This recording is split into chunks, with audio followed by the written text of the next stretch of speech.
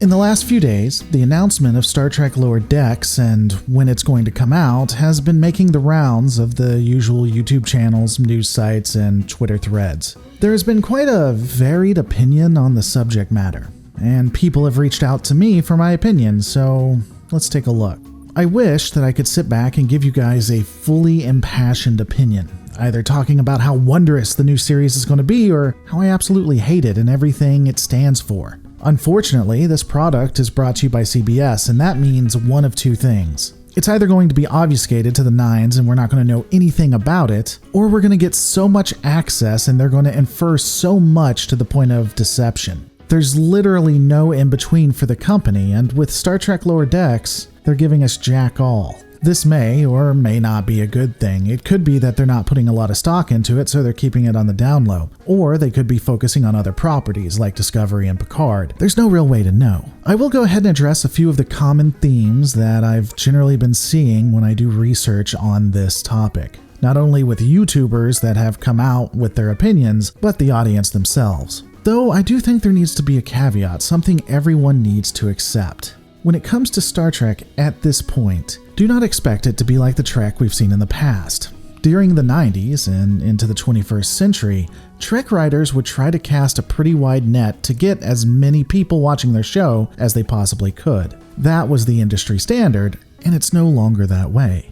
Additionally, because the culture was comparatively more conservative, at least the vocal part of it, Trek was somewhat reflective of that. Yeah, it was still pretty progressive. I'm not saying that it wasn't, but Trek writing of then and Trek writing of now are two totally different beasts. I think it would be hard to deny that the leftist nature of Discovery would not have flown in the 90s. Also, another change in the industry is that these days, shows are generally looking for niched opportunities. CBS isn't worried about getting everyone to watch Trek. It would be nice, of course, but they really just need to get a dedicated, even if smaller group to enjoy their works. I mean, we, as YouTubers, do this all the time, and it works out pretty well for us, so why wouldn't corporations do it? If you're coming to Trek today, expect anything from a pretty progressive bent to a far leftist agenda as the status quo. Now, that isn't all a bad thing. You do have more strong female protagonists placed in the forefront. Unfortunately, it seems like they do like putting white male counterparts with diminished roles or making them villains. You'll also have a diverse crew and cast with a proclivity to not conservatives or religious values.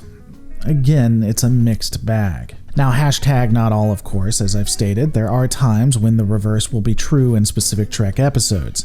But for the most part, this is the modus operandi of the disco-era Trek. If you can accept that, you're going to have a better time.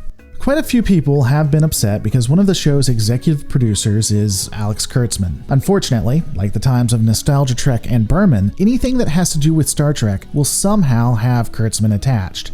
For now, at least. If you think that makes everything bad, then you don't only not understand Hollywood, but I think you are really limiting yourself. Deep Space Nine, a show loved by quite a few people who hate the new Trek era, had Berman on the nameplate. And remember, Rick Berman isn't exactly loved by people who enjoy Deep Space Nine. Well, some of them at least. And the thing is, even though his name was on the masthead, he had very little involvement in the show because he was focusing on Voyager. And when he was involved in Deep Space Nine, it wasn't always bad. Berman literally stopped Ira from making the biggest blunder in Trek history. So Kurtzman isn't necessarily a negative entity. His name being there doesn't mean he runs it or will even be all that involved. There has also been some concern about Mike Mahan. Apparently, the guy is known for Rick and Morty and South Park. Therefore, everyone expects this to be a carbon copy with a Trek skin. That's definitely possible, but I'm not convinced that he is a one-note writer. He also wrote the short Trek Escape Artist, which I think most would agree is one of the best short treks out there, whether you like Discovery or not. The man has also said that he is going to be really dedicated to having it make sense and honor continuity. And I have no reason to believe he won't do that. In fact, the guy is known for more than just South Park and Rick and Morty. He has done other works where he has kept faithful to the continuity of those works themselves. Whether the movie was good or not is a different story, but he did keep it focused on the fans. Now, that's not to say that there won't be some cartoon logic. Again, it's animated, but he may actually keep with continuity. We need to give the guy a chance. He is a proven entity in that respect. The next gripe that comes up with it is the portrayal of the characters. You have, again, a diverse group of people who have two seemingly white characters. One of them appears to be portrayed as a person who is not really into their job and perhaps an idiot, and is possibly the butt of every joke we're going to see, a Morty of the Trek universe, if you will. The other is a brash Rambo type that seems overzealous. The others are persons of color and appear to be either laid back or determined. Again, this does seem to be a common theme, Spock and Pike notwithstanding, of disco-era Star Trek. I don't know that this is done with malicious intent, necessarily. When writing shows and movies, it is often the best idea to have stereotypical archetypes that all play off of each other. You have the hero, the comforter, the brash one, the fool, the comedian, the villain, yada yada. Once you plug and play someone into one slot, others will have to go into the other slots. So if the showrunners want to have a person of color be the hero, and then another person of color be the comforter, and then another be the brash one, and they want a diverse cast that includes white actors, then they'll have to place those white actors in the other roles, such as the villain, the comedian, or the fool.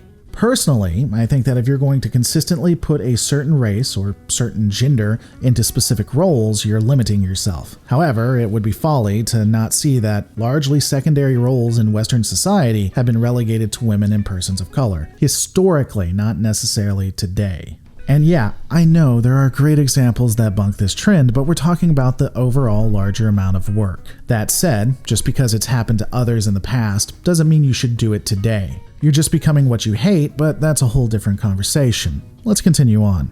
Animation is probably the largest gripe that I've seen, and it's honestly just a stylistic thing. I'll admit, I'm with Gene Roddenberry on this one in that I think Trek should be live action. However, I also believe that art should be explored, and so if they want to take it in a new direction like this, then maybe it could work. I've already addressed this, but it's unfair to think that it'll be Rick and Morty 2.0 until we've actually seen it. You can do different types of work and it not be the exact same. We do have the technology. And lastly, many really loathe and hate the ship, but if we're all being honest, it's no better or worse than some of the ships we've seen in TNG and DS9. Often the creators of Trek would simply kit bash a ship and throw all kinds of stuff on it. I mean, even if it makes no sense. Do you guys really not remember the Intrepid meets Maquis Raider abomination from hell? It surprises me that people have such rose-colored lenses when it comes to TNG. Some of those ships made no sense, and they weren't all that well constructed if you really break it down. But, to be fair, while I do think that it misses the mark quite a bit, Star Trek Picard was markedly better than Star Trek Discovery, and if they continue that trajectory, this could be really good. Will it in actuality? I don't know, but it's worth looking into. We'll know soon enough how some of it goes, and hating it outright for being new Trek is unfair, at least in my mind. But what do you guys think? Let me know in the comments below. Don't forget to rate, comment, and subscribe, and I'll see you on the next Lore Reloaded.